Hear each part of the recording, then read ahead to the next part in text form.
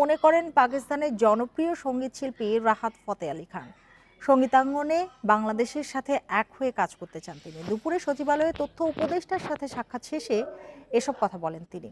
এ সময় নাহিদ ইসলাম বলেন, পাকিস্তানের সাথে সাংস্কৃতিক বিনিময়ের অংশ হিসেবে ঢাকায় এসেছেন রাহাত ফতেহ আলী খান।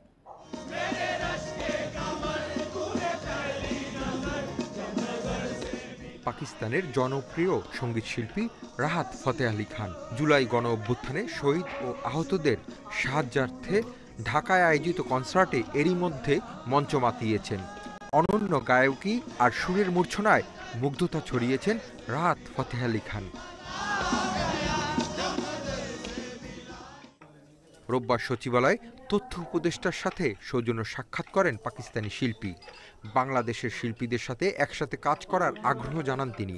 রুনা লায়লার গান পছন্দ করেন জানিয়ে রাহাত ফতেহ আলী খান বলেন, বাংলাদেশের তরুণ শিল্পীরা অনেক ভালো করছে। বাংলাদেশে কনসার্ট ও বিপিএল এর উদ্বোধনী অনুষ্ঠানে আমাকে আমন্ত্রণ জানানোয় আমি নিজেকে অনেক কৃতজ্ঞ মনে করছি। আমার মনে হচ্ছে আমি আমার নিজের দেশেই আছি। আমরা পাকিস্তানিরা সবসময় বাংলাদেশিদের পাশে আছি। সাংস্কৃতিক বিনিময়ের অংশ হিসেবে রাহাত ফতেহ আলী বাংলাদেশে এসেছেন বলে জানান তথ্য উপদেষ্টা।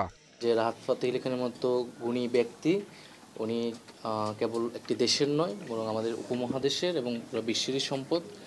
এবং বাংলাদেশে তার অনেক ভক্ত রয়েছে। বাংলাদেশের কাওয়ালি খুবই জনপ্রিয়। তো উনি এসে আমাদের মঞ্চ মাতালেন এবং আমাদের অভ্যুত্থানের পরে এরকম একটি আয়োজনের আসলে প্রয়োজন ছিল। সেজন্য আমাদের জায়গা থেকে আমরা ওনাকে অনেক ধন্যবাদ জানাই।